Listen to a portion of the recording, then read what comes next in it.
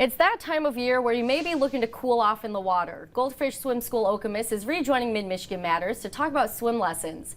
And Taylor Finamore joins us in studio today with more on the common challenges for young swimmers. Taylor, can you give us advice on how children, teens, adults can stay afloat? Yeah, so some of the best methods for kids to learn is just learning how to float on their back, learning how to tread water, learning how to swim to the wall, safely climb out and jump back in. Some of the great methods that we teach at Goldfish. That's great, and you want to learn those because drowning remains one of the leading causes of unintentional injury-related death for children 1 to 4. So how can parents reduce those chances? By enrolling their kiddos in high-quality, consistent, regular swim lessons, they can really help reduce, studies show up to 88% when you're enrolled in swim lessons can reduce drowning. So that is really helpful, and make sure you reduce those chances. And what do parents need to know when heading out to the beach or the pool? What should they know beforehand? Picking out lifeguard or Coast Guard approved life jackets, and also making sure they have bright colored swimsuits for their kiddos.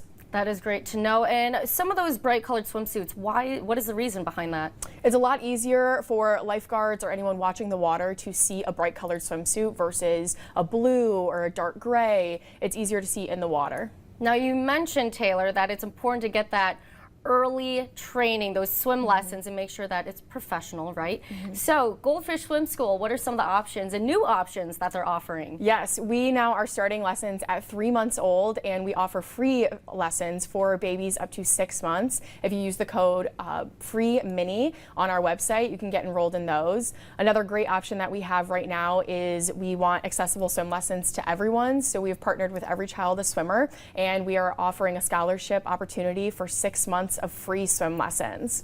And why are these being offered? Has Goldfish noticed anything when people come in that these are some of the challenges? Yeah, so finances is a big one.